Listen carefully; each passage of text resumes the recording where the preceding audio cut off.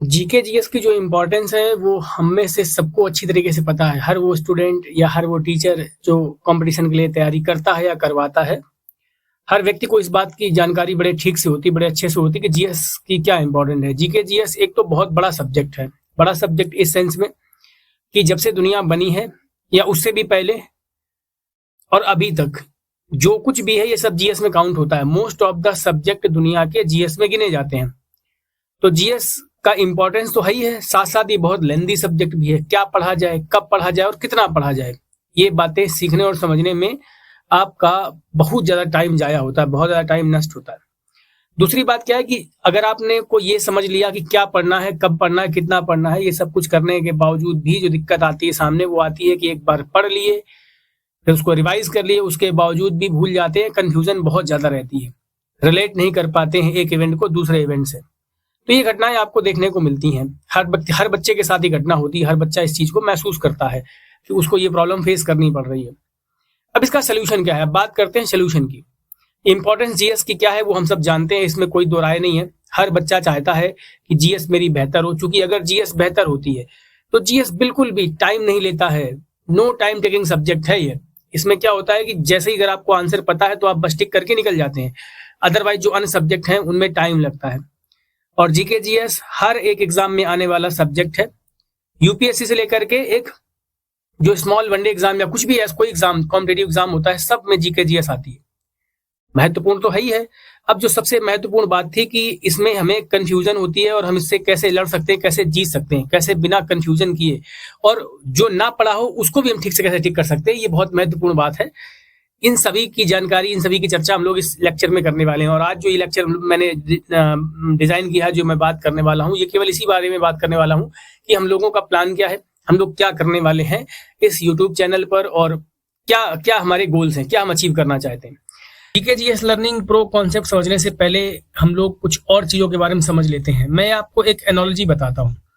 Suppose करो आपसे कहा जाए कि आप एक ऐसी लाइब्रेरी में हैं जहां पर किताबों को अनियंत्रित तरीके से केवल ठूंस दिया गया है।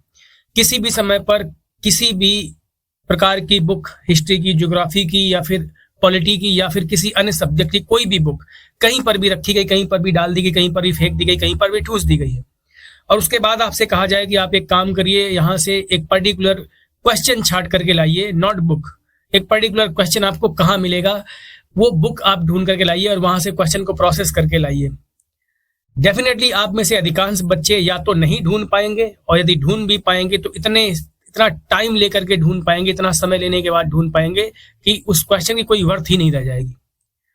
बस इसी तरीके से हम लोग कुछ काम अपने ब्रेन के साथ कर रहे हैं कि जब भी कोई भी क्वेश्चन जब कहीं भी मिल जाता है उसको दिमाग में ठूस लेते हैं, या कोई क्रम नहीं है, किसी चीज को पढ़ने का कोई तरीका नहीं है, कोई क्रम नहीं है, कभी भी कोई भी डेटा दिमाग में डालते चले जा रहे हैं। बेसिकली एक ऐसी लाइब्रेरी क्रिएट कर रहे हैं जो बेतरतीब है, जिसका कोई क्रम नहीं है, जिसमें कुछ भी ऐसा नहीं है जिसके जरिए हम चीजों को फाइंड आउट कर सकें। इस तरह से अगर आप स्टडी करते हो, इस तरह से अगर आप पढ़ाई करते हो, तो आप जिंदगी भर, लाइफ टाइम आप इसी तरीके से कंफ्यूज रहेंगे, छोटे छोटे क्वेश्चंस को लेकर के कंफ्यूज रहेंगे। बेहतरीन तरीके से जो तैयारी होती है, जिसमें आप चीजों को एक सिनारियो में एक क्रमबद्ध तरीके से आप नहीं उसको पढ़ पाएंगे। और एग्जाम के समय पर तो इतना ज्यादा प्रेशर बढ़ जाता है, इतनी ज्यादा प्रॉब्लम स्टार्ट हो जाती है कि रिवीजन करने का भी ठीक से टाइम नहीं मिलता है। तो अगर आपका डेटा प्रिसाइज नहीं बना हुआ है, कॉन्टेक्स्ट में नहीं बना हुआ है, तो आप इसमें कुछ कर नहीं पाएंगे। तो इसी चीज को खत्म करने के लिए, इसी चीज से निपटने के लिए हम एक प्रोग्राम लेकर के आए हैं जिसको हम लोग बोलते हैं जीएस का प्रो कॉन्सेप्ट है ये समझने का, timeline with clubbing all the events. बहुत ही अच्छा तरीका है जीएस को पढ़ने का। मैं इसको क्रमबद्ध तरीके से समझाता हूं कि इसमें होता क्या है। अगर आपको एक लाइब्रेरी जहां पर हर चीज की एक लिस्ट है, सूची है, कौन सी बुक कहां पर रखी गई है, किस क्रम में रखी गई है, अगर ये सब कुछ उसमें लिखा हुआ है, सब कुछ आपको पता है किस क्रम में रखना है, किस क्रम के बाद क्या क्या रखा गया है, तो निश्चित तौर पर आप आराम से वो चीज फाइंड आउट कर पाएंगे। तो सबसे पहले ये जानना जरूरी है कि जिस मेथड को हम अप्लाई करने वाले हैं वो है टाइमलाइन स्टडी। तो टाइमलाइन स्टडी होता क्या है, तो इसको जानना बहुत जरूरी है। सबसे पहले ही समझ लेते हैं कि हम किसे कहते हैं टाइमलाइन स्टडी।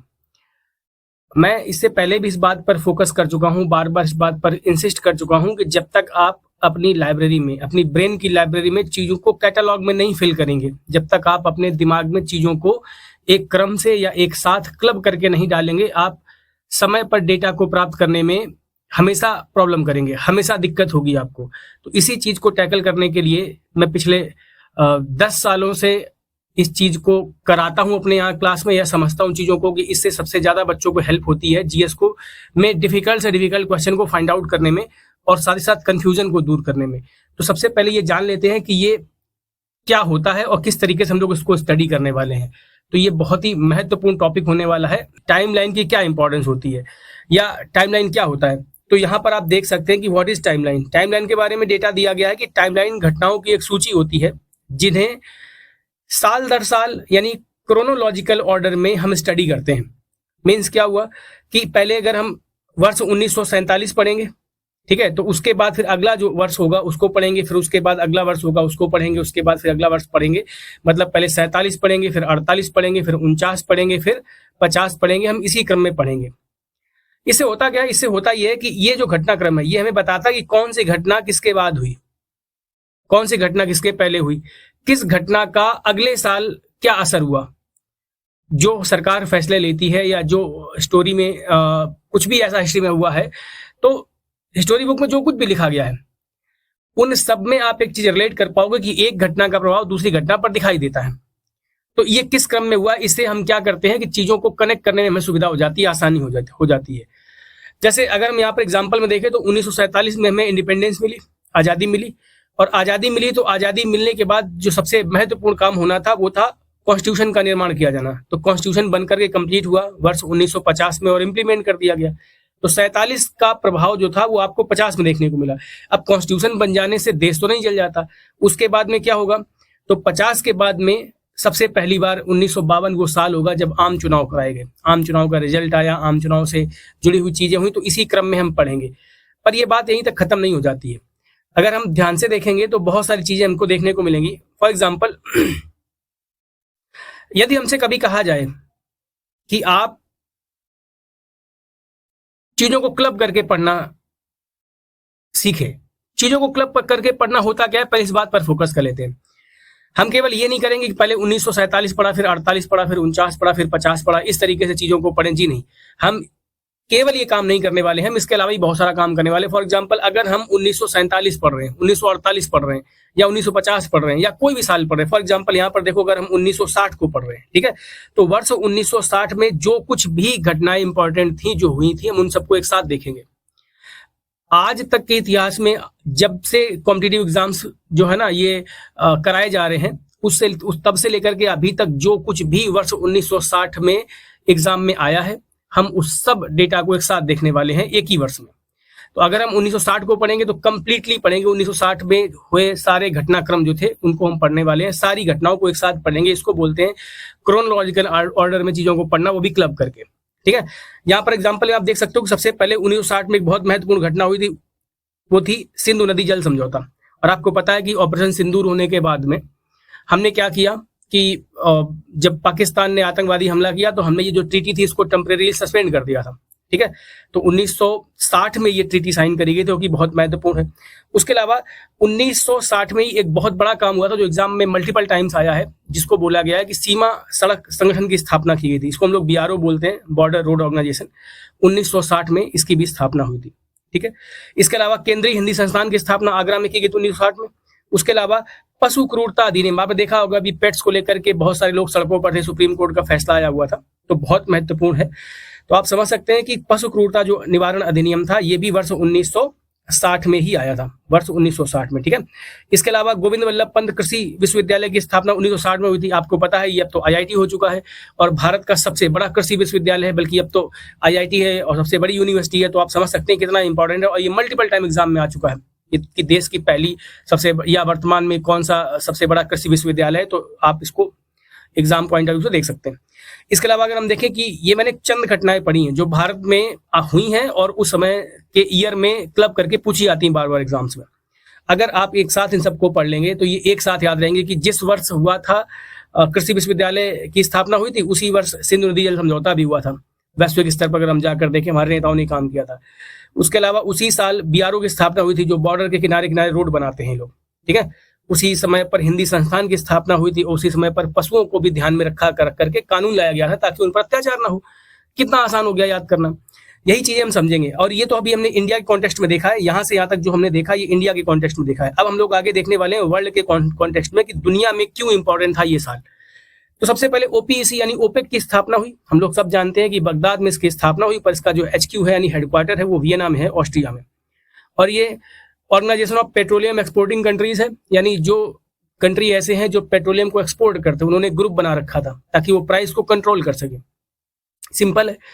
ये आपने देखा होगा जो बच्चे पहले पेपर दे चुके हैं या देते हैं पेपर, उनको पता होगा कितनी बार ये क्वेश्चंस एग्जाम में आ चुके हैं, उन्होंने खुद देखे होंगे, वो खुद एनालाइज कर पाएंगे चीजों को ठीक से। इसके अलावा अंतर्राष्ट्रीय विकास संघ की स्थापना हुई, ये भी 1960 में हुआ था। अगर हम 1960 की सारी घटनाएं भारत में या फिर विश्व में घटित हुई, सब वो घटनाएं जो एग्जाम में आई थी या आ सकती हैं, पॉसिबल है कुछ भी उनसे पूछा जाना, वो सब हम एक साथ पढ़ेंगे। एक साल को पढ़ेंगे, उससे जुड़ी हुई सारी घटनाएं एक साथ पढ़ेंगे, तो आप समझ सकते हैं कितना इंपॉर्टेंट है। ठीक है। एक बात और भी आप समझ लीजिए कि हम केवल यहीं पर रुकेंगे नहीं, हम इसके अलावा भी चीजों को और अच्छी तरीके से देखेंगे।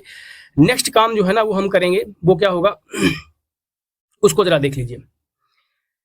जब हम पढ़ रहे होंगे 1960, 1961 या किसी भी वर्ष को, जैसे आज हमने किसी एक वर्ष को पढ़ा, तो हम ऐसा नहीं करेंगे कि उस वर्ष में घटित हुई सभी घटनाओं को केवल रट लें। जी नहीं, उस समय पर देश में पॉलिटिकल सिनारियो क्या था, राजनीतिक स्थिति क्या थी, कौन प्रधानमंत्री था, किसकी सरकार थी, सरकार का पॉइंट ऑफ व्यू था क्या था, सरकार किस तरीके से देश को आगे बढ़ा रही थी, विकास के क्रम में किसका किसका क्या योगदान है। इससे होता यह है कि आपके दिमाग में एक स्ट्रक्चर ड्रॉ हो जाता है कि ये जो पर्टिकुलर घटना थी वर्ष 1960 की, ये इस प्रधानमंत्री के समय पर हुई थी, इस प्रधानमंत्री ने इस पर काम किया था। आप समझ सकते हैं कि ये कितना इम्पैक्टफुल होगा, कितना इम्पैक्ट डालता है हमारे ब्रेन पर, कि आप अगर ऐसे करके चीजों को पढ़ते हैं। तो यानी देश की राजनीतिक स्थिति को समझने का सबसे आसान तरीका है, और साथ साथ घटनाओं को क्लब करके पढ़ेंगे तो याद रखना भी बहुत आसान हो जाता है। टाइमलाइन हमें बताती है कि कौन सी सरकार कब बनी, साथ ही साथ कौन सा नेता कब आया, किस परिस्थितियों में क्या क्या बदलाव किए गए और एक परिस्थिति का दूसरे पर क्या असर पड़ा। जो बच्चा इसको एक बार ठीक से पढ़ लेता है, मैं पिछले 10-12 सालों से कंटिन्यूअसली जीएस पढ़ा रहा हूं, वैसे मैं पढ़ा तो 15 सालों से रहा हूं, पर मैं कंटिन्यूअसली अगर पढ़ाने की बात करूं तो मैं ये बात नोटिस करता हूं कि जो बच्चे इस स्ट्रक्चर को, इस तरीके को फॉलो करते हैं, प्रॉपर फॉलो करते हैं, लगातार ठीक से पढ़ते हैं, वो डे 1 से लेकर के और अभी तक की सारी जीएस उनके फिंगर टिप्स पर होती है और वो क्रम से बता पाते हैं चीजों को इतना बेहतरीन तरीके से, और कोई कंफ्यूजन नहीं, जीरो कंफ्यूजन। आप समझ सकते हैं कि क्या इंपॉर्टेंस रही होगी इस चीज की। इसके अलावा ये जो तरीका है ना, जब हम पॉलिटिक्स को भी इसमें इन्वॉल्व कर लेते हैं, यानी दुनिया में स्थिति क्या थी राजनीतिक और हमारे भारत में पर्टिकुलर क्या स्थिति थी राजनीतिक, इससे क्या होता है, कॉज एंड इफेक्ट की क्लैरिटी हो जाती है कि किस कारण का क्या परिणाम हुआ, किसका क्या इफेक्ट पड़ा, एक निर्णय का दूसरे घटना पर क्या इफेक्ट पड़ रहा है, जिससे हमें लंबे समय तक चीजें याद रहती है, कंफ्यूजन की गुंजाइश ही खत्म हो जाती है। ऐसा लगता है कि सब चीजें हमारे सामने घटित हो रही हैं। और हम ऐसा नहीं करने वाले हैं कि हम केवल आपको ये बता दें 1960 में बीआरओ की स्थापना हुई। जी नहीं, हम बीआरओ को लेकर एक पूरी स्लाइड लाएंगे कि बॉर्डर रोड ऑर्गेनाइजेशन क्या है, हेडक्वार्टर कहाँ है, उससे जुड़े हुए जो भी क्वेश्चन एग्जाम में आए हैं या आ सकते हैं वो सब एक साथ देखेंगे।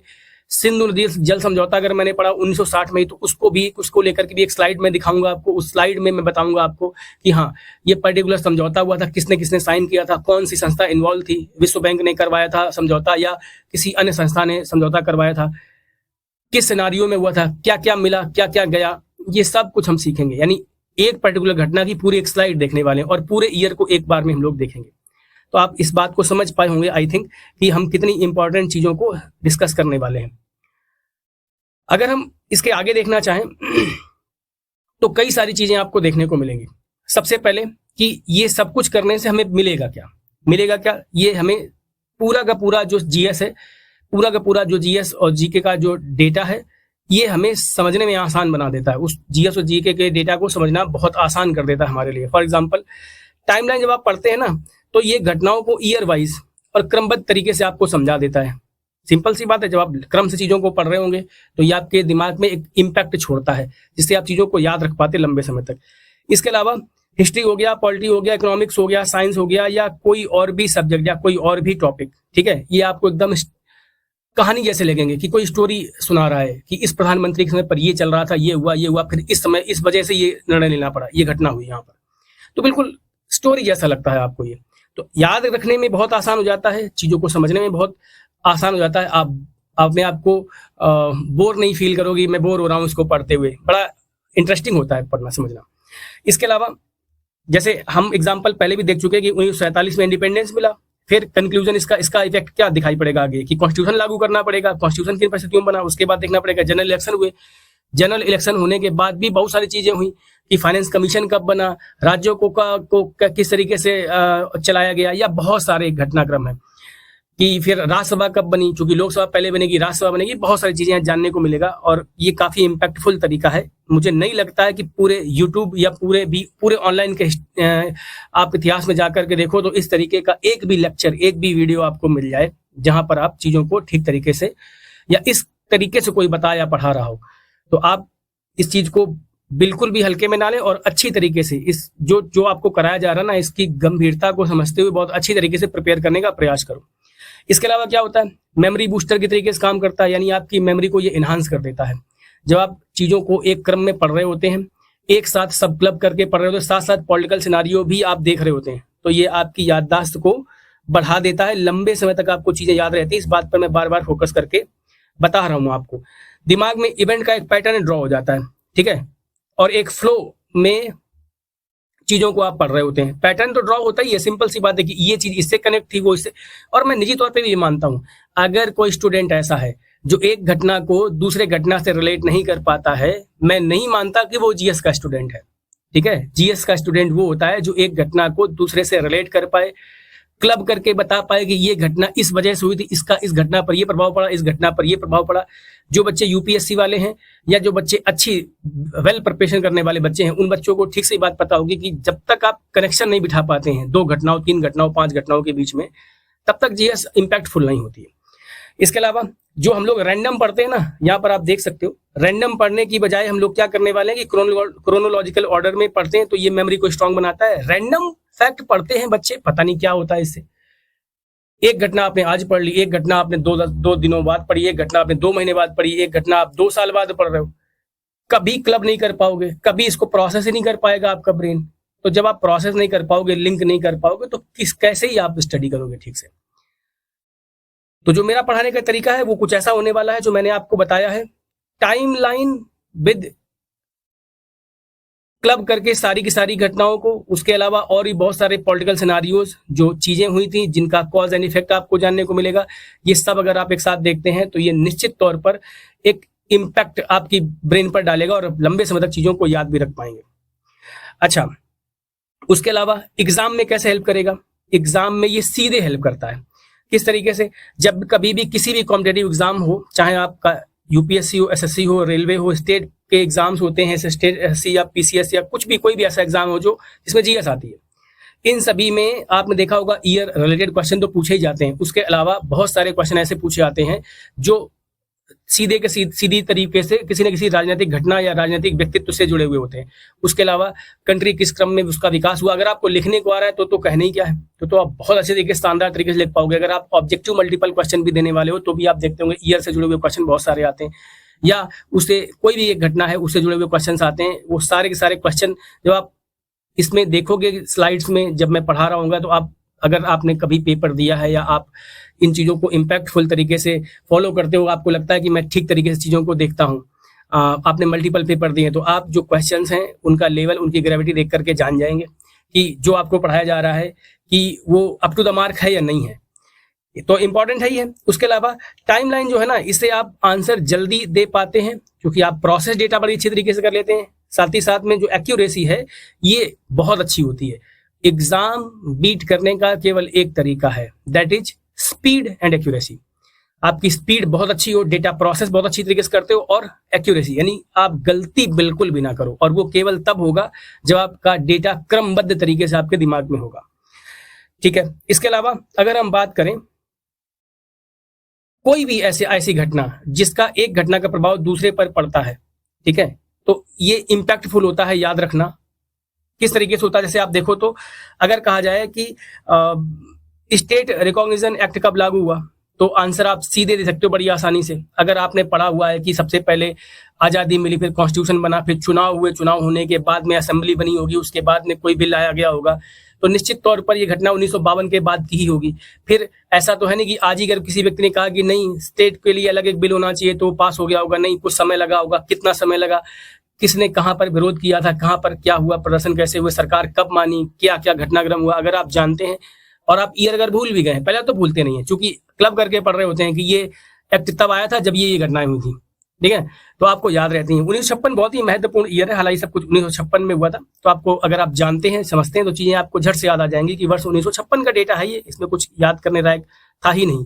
बहुत इजी तरीके से आप चीजों को समझ पाएंगे, जान पाएंगे। जीके जीएस पढ़ना एक आर्ट की तरीके से होता है। अगर आप इसको अंधाधुंध तरीके से पढ़ेंगे, उसी लाइब्रेरी तरीके जिसका मैंने एग्जांपल दिया था, कुछ भी पढ़ रहे हैं, कहीं से भी पढ़ रहे हैं, अंधाधुंध बस ठूस रहे हैं दिमाग में, इससे कुछ होता नहीं है। आप चीजों को क्रम में पढ़ेंगे, लंबे समय तक चीजें आपको याद रहेंगी। फोर्थ, अगर हम पॉइंट की बात करें तो क्विक रिवीजन हो जाता है इससे। ये बहुत पावरफुल टूल है क्विक रिवीजन करने का। और आप ये जानते हैं कि आप कितना भी पढ़ लें, अगर आपका रिवीजन अच्छा नहीं है तो मैं ये जानता हूँ अच्छी तरीके से कि आप कुछ ज्यादा कर नहीं पाएंगे। एग्जाम में जब आप बैठेंगे ना, तब आपको पढ़ा तो आपने बहुत कुछ होगा, पर जब आपको बात आएगी आंसर टिक करने की तो आपको याद बहुत कम चीजें आएंगी। ये दिक्कत आती है, हर एक स्टूडेंट में दिक्कत आती है। तो इस चीज से निपटने में आपको बड़ी मदद मिलेगी अगर आप इस तरीके के लेक्चर फॉलो करते हो, ठीक है।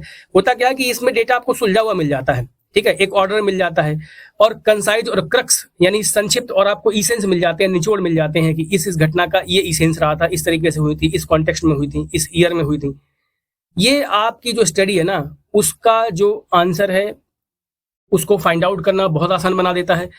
किस सिनारियो में घटनाक्रम हुआ था, ठीक है, इसको हम अच्छी तरीके से ऑलरेडी स्टडी कर चुके हैं कि किस प्रधानमंत्री के समय पर ये हुआ था, किस राष्ट्रपति के समय पर ये हुआ था, या उस समय पर देश में स्थिति कौन सी थी, क्या देश को आवश्यकता थी, इस वजह से ये करना पड़ा। अगर आप ये स्टडी कर चुके हो तो बहुत ईजी हो जाता है याद रखना, बहुत ईजी हो जाता है आंसर देना आपके लिए। उसके अलावा एग्जाम से पहले रिवाइज करना, क्योंकि आप चीजों को पढ़ चुके हैं तो आप पर्टिकुलर एक ईयर पकड़ेंगे, उसको पूरे को निपटा देंगे, अगले ईयर को पकड़ेंगे फिर निपटा देंगे, अगले ईयर को पकड़ेंगे फिर निपटा देंगे। तो इस तरीके से आप बड़ी आसानी से इसको रिवाइज भी कर सकते हो और ये बड़ा इंपैक्टफुल होगा एक ग्लांस में। बल्कि मैं कहूंगा 1960 आप अगर दिमाग में लाएंगे तो आपको सारी घटनाएं एक साथ याद आएंगी कि ये सब हुआ था एक साथ। तो रिवाइज करने में बहुत आसान होता है। और जब आप रिवीजन अच्छा कर लेते हैं तो सिंपल सी बात है, क्या स्ट्रेस जो है ना वो बहुत कम हो जाता है, कॉन्फिडेंस आपका इंक्रीज हो जाता है, कॉन्फिडेंस बढ़ जाता है।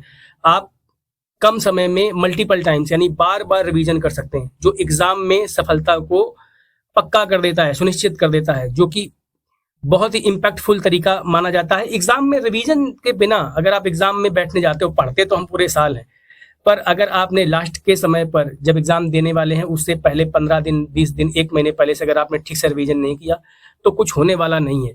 क्योंकि इतने सारे स्टूडेंट पार्टिसिपेट करते हैं, हर एक बच्चा चाहता है कि मैं तुमसे ज्यादा मेहनत करूंगा पर जॉब तो मुझे ही चाहिए।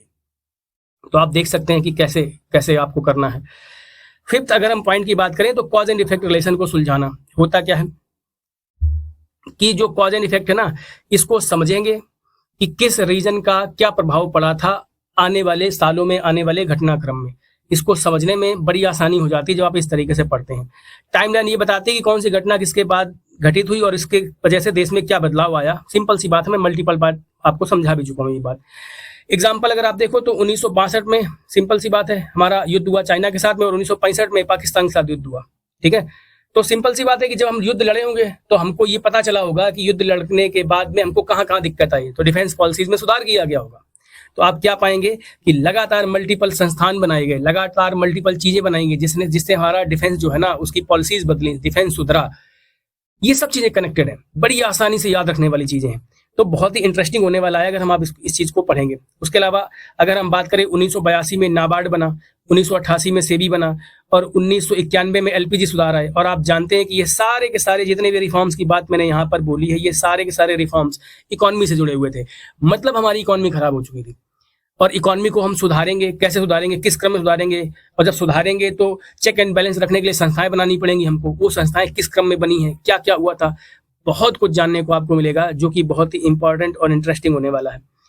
हम आगे की स्लाइड पर देखते हैं और इस पर बात करते हैं कि किस तरीके से जीएस जो है ना वो आपके लिए इंपैक्टफुल होने वाली है, या ये तरीका इंपैक्टफुल होने वाली है। अगर हम बात करें कॉन्फिडेंस की, मैं ये बात अच्छी तरीके से जानता हूँ, समझता हूँ, क्योंकि मैंने हजारों की संख्या में बच्चे ऑफलाइन में पढ़ाए हैं। तो मैं इस बात को बहुत अच्छी तरीके से समझाता हूँ, समझता हूँ और समझाता भी हूँ कि अगर आपके अंदर कॉन्फिडेंस है, एग्जाम हॉल में जब आप पेपर देने जाते हो और शुरुआत के 10 मिनट या 15 मिनट आपने अच्छी तरीके से फुल कॉन्फिडेंस साथ में अच्छी तरीके से मैनेज कर लिए, तो आगे का जो पेपर है ना वो इतनी जल्दी टूटता है, क्योंकि कॉन्फिडेंस इतना बूस्ट हो चुका होता है कि जो आ रहा होता है वो तो आप अच्छी तरीके से बिना गलती हुए करते ही हैं, जो नहीं भी आ रहा होता है उसमें भी आप इम्पैक्टफुल प्रभाव डाल करके आते हैं। या तो उसको तोड़ करके आएंगे, और अगर तोड़ नहीं पाए वहां पर तो बहुत क्लोज होंगे। कम से कम आप, चूंकि कॉन्फिडेंस अच्छा होता है, तो आप कम से कम वो जो सिली मिस्टेक्स होती है जो आम बच्चे करते हैं, आप कम से कम वो तो नहीं करके आएंगे। जो सिली मिस्टेक्स आप नहीं करेंगे उसी से ही बहुत सारे नंबर इंक्रीज हो जाते हैं। हर सेक्शन में अगर आप एक एक दो दो नंबर ही बढ़ा लेते हो तो ये 7-8 नंबर बनते हैं जो एग्जाम में मेरिट में ला देते हैं आपको। आप ये बात समझिए इस चीज को। कॉन्फिडेंस का बहुत बड़ा रोल है, तो कॉन्फिडेंस बिल्डिंग का ये काम करेगा। साथ ही साथ जब आप इवेंट्स सारी सारी आपको क्लियर हो कि कब क्या हुआ, किस क्रम में हुआ, एक साथ क्या क्या हुआ था, ये एग्जाम में आंसर लिखते समय पर, आंसर टिक करते समय पर जो झिझक होती है ना, जो एक लो कॉन्फिडेंस की स्थिति होती है, उसको खत्म कर देता है। इसके अलावा स्टूडेंट जो है ना वो आंसर आसानी से दे पाते हैं, मार्क्स को इंप्रूव कर पाते हैं और अपने एग्जाम में इम्पैक्ट डाल पाते हैं, या अपने एग्जाम में जितना अच्छा वो परफॉर्म कर सकते थे वो सारा का सारा एग्जाम में वो परफॉर्म कर पाते हैं। वैसे भी मैं इस बात पर विशेष ध्यान रखता हूं कि मैं पढ़ाने के लिए तो कुछ भी पढ़ाया जा सकता है, मैं इस बात का विशेष ध्यान रखूंगा कि आपके ऊपर केवल उतना ही बर्डन डाला जाए, उतना ही बताया जाए जो जरूरी है, जिसके बिना आपका काम नहीं चलेगा। इस बात का विशेष ध्यान देना पड़ता है कि कब क्या पढ़ना है, कितना पढ़ना है। ये दो बातें आपको बहुत ज्यादा ध्यान देनी होती हैं, क्योंकि पढ़ने के लिए तो सारा कुछ पढ़ा हुआ है, आप कुछ भी पढ़ सकते हैं, शुरू कर दो कहीं से भी, ऐसा नहीं होता है। जो व्यक्ति इस तरीके से पढ़ेगा वो तो खो जाएगा कहीं ना कहीं, ठीक है। इसके अलावा विजुअल लर्निंग की बात करते हैं। जब मैं आपको पढ़ा रहा हूँ तो बहुत सारी चीजें आपको मैं दिखाऊंगा कि ये इस क्रम में हुआ था, ये इस क्रम में हुआ था, और आप स्लाइड्स के थ्रू पढ़ेंगे चीजों को कनेक्ट करते हुए कि ये समझौता तब हुआ था, ये एक बिल तब आया था, ये स्थिति थी, ये उसकी एक्चुअल इमेज थी।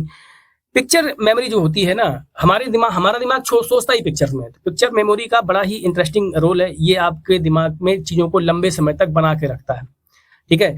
टाइमलाइन, चार्ट, डायग्राम, इन सब का यूज किया जाएगा आपको पढ़ाने में, ठीक है। कलर जो है ना, खास प्रकार के कलर्स यूज किए जाते हैं जो आपको याद रखते हैं कि अच्छा मैंने नोट्स बनाए थे, मैंने इस कलर में वहां पर ये लिखा हुआ था, वो आपको लंबे समय तक याद रहता है।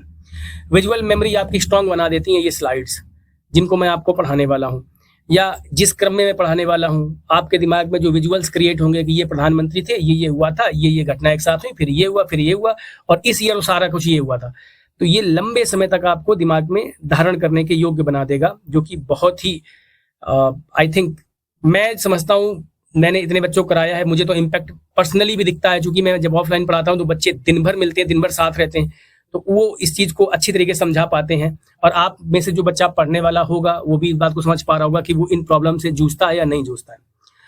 अगर हम आगे बात करें तो इसके अलावा कुछ चीजें जो है ना वो और हमें देखनी पड़ेंगी। सबसे इंपॉर्टेंट चीज क्या है कि जब तक आप चीजों को एक दूसरे से लिंक करना नहीं सीखेंगे, तब तक जीके जीएस में आप अगर ये सोचते हैं कि मैं बहुत अच्छे मार्क्स ला दूंगा, तो ये आपके लिए डिसेप्शन मात्र है। फॉर एग्जाम्पल, जैसे अगर मैं आपसे ये पूछूं कि जीके जीएस में औसतन बच्चों के कितने नंबर आते हैं, तो सब के सब बच्चे कहते हैं कि नहीं, जीके जीएस इतना बड़ा सब्जेक्ट है, उसमें इतने नंबर कैसे आ सकते हैं। जी, बड़ा सब्जेक्ट है, मानता हूं बड़ा सब्जेक्ट है, पर अगर आप चीजों को, ये भी तो आप ध्यान रखोगे, जीके जीएस टाइम टेकिंग भी तो नहीं है। अगर आपको कोई चीज आती है, आपको पता है कि भारत का राजधानी दिल्ली है, तो टिक करना ही है आपको, केवल लिखना केवल है, जड़ से लिख देंगे। दिक्कत कहाँ आती है, अन्य जो सब्जेक्ट है वो टाइम टेकिंग है, ये टाइम टेकिंग नहीं है। बस केवल आपको ये पता हो कि ये लंबे समय तक याद कैसे रखा जाए, किस क्रम में याद रखा जाए और क्या पढ़ा जाए, कितना पढ़ा जाए। तो जीएस से बेहतरीन सब्जेक्ट कोई नहीं है, इंटरेस्टिंग सब्जेक्ट है। आप देख पाते हैं हमारे जो देश है ना, जो हमारा कंट्री है, ये किस क्रम में बड़ा हुआ है, किस क्रम में विकसित हुआ है, क्या क्या हुआ है, बहुत ही इंटरेस्टिंग होता है देखना ये सब कुछ, ठीक है। और अगर आप घटनाएं क्लब कर पाते हो तो ये इतना इम्पैक्टफुल होता है, बहुत ही लंबे समय तक आप इसको याद रख पाएंगे, ठीक है। एक क्वेश्चन अगर आप दूसरे क्वेश्चन से लिंक करेंगे तो ये आपके लिए बहुत ही बेहतर होगा, बहुत ही आसान बना देगा चीजों को, ठीक है। रिलेट करना, क्वेश्चन याद रखना आसान बनाता है ये। फॉर एग्जाम्पल, अगर हम कभी पूछा जाएगा कि पहला आईआईटी कब खुला, क्योंकि आईआईटी ने इस देश को बहुत सारे अच्छे ब्रेन्स दिए हैं, तो पहला आईआईटी कब खुला, सिंपल सा आंसर, वर्ष 1951, और कौन सा था, आईआईटी खड़गपुर, ठीक है। अगर हम बात करें कि पहला आईआईएम जो था ये कहां पर खुला था, ठीक है, तो सिंपल सी बात है, कोलकाता और अहमदाबाद, ये 1961 में खोले गए थे। सिंपल सी बात है, वो 51 में, ये 61 में। विजुअल आपको दिखाई पड़ रहा होगा, सीधा 10 साल है, ठीक है, और इकाई अंक में 1 है, बहुत ही आसान। इसके अलावा अगर हम देखेंगे यूजीसी कब बना, चूंकि अगर हायर एजुकेशन में आप कुछ बड़ा करते हो तो निश्चित तौर पर कोई एक इसकी पेरेंटल ऑर्गेनाइजेशन होगा जो इसको मैनेज कर रहा होगा ठीक से। तो आप याद रख पाओगे कि इन बिटवीन 51 और 61 के बीच में एक वर्ष आता है 1956, जब ये खुला था यूजीसी। ठीक है, तो यूजीसी यूनिवर्सिटी ग्रांट कमीशन होता है जो कि हमारा कैरिकुलम तय करता है और जो हायर एजुकेशन है उसको एनहांस करने का लगातार प्रयास करता है। अब जब ये यूजीसी बना था तो ये इसको लेकर के एक आयोग बनाया गया होगा, सिफारिशें की गई होंगी आयोग के द्वारा, तब कहीं बिल आया होगा। तो सिंपल सी बात है, किसने बनाया? तो आप इसको कनेक्ट कर सकते हैं कि राधाकृष्णन आयोग। राधाकृष्णन कौन थे? तो आप इसको क्लब कर सकते हो कि हमारे जो पहले उपराष्ट्रपति थे, पहले राज्यसभा के अध्यक्ष आप कह सकते हो, और दूसरे हमारे देश के प्रेसिडेंट थे, राष्ट्रपति थे। तो कितना आसान हो जाता है चीजों को याद रखना। ये इसी क्रम में अगर आप चीजों को क्लब करके पढ़ेंगे तो डेफिनेटली आप एग्जाम में वेल परफॉर्म कर पाओगे, बहुत ही अच्छी तरीके से एग्जाम को आप बीट कर पाओगे, अन्य बच्चों से ज्यादा मार्क्स ला पाओगे और आसानी से ला पाओगे। कंक्लूजन की बात कर लेते हैं, स्टूडेंट्स के लिए कंक्लूजन क्या है? जीके जीएस टाइमलाइन सिर्फ डेट्स याद करना भर नहीं होता है। ये मैं आपको केवल एक डेट्स की लिस्ट नहीं बताने वाला हूं, ये तो आपको कहीं ना कहीं किसी न किसी बुक में मिल ही जाता है, हालांकि वो उतना अच्छा क्रम नहीं होता, पर कुछ ना कुछ तो कहीं ना कहीं से आप अरेंज कर ही लेते हैं। बात केवल इतनी नहीं है। एग्जाम पैटर्न को आसान कैसे बनाया जाए, इम्पैक्टफुल कैसे बनाया जाए आपकी लर्निंग को, इस चीज पर फोकस करना ही मेरा उद्देश्य है। और आप अगर इस चीज में हमारा साथ देंगे, अगर आप हमारा साथ क्या देंगे, अपना साथ देंगे, मैं बल्कि ये कहूंगा, क्योंकि प्रिपरेशन अंततः आपको करनी है। अगर आप अपना साथ देना चाहेंगे तो निश्चित तौर पर आपको चीजें समझ में आएंगी और आप लंबे समय तक चीजों को याद रख पाएंगे। ठीक है, टाइमलाइन याद करने का मतलब क्या है? कम समय में ज्यादा लर्निंग करना। ठीक है, और कॉन्फिडेंस को बिल्ड कर लेना। ठीक है, जो बहुत ज्यादा प्रभावशाली होता है। इसके अलावा अगर आप किसी भी कॉम्पिटिटिव एग्जाम में आगे बढ़ना चाहते हैं तो केवल और केवल टाइमलाइन ही वो चीज है जो आपको लंबी रेस का घोड़ा बनाती है, जिसमें आप चीजों को क्रम से अच्छी तरीके से समझते हुए चीजों को लर्न कर पाते हैं और लंबे समय तक उनको याद रख पाते हैं। तो स्टूडेंट्स के लिए केवल यही मैसेज है कि आप उस अंधी लाइब्रेरी की तरीके से ना बनो जहां पर है तो सब कुछ पर मिलता कुछ नहीं है। इसी के साथ मैं मैं जो अपनी बात रखना चाहता था, जो आपको समझाना चाहता था, मैं इसको यहीं पर वाइंड अप करता हूँ, रोकता हूँ।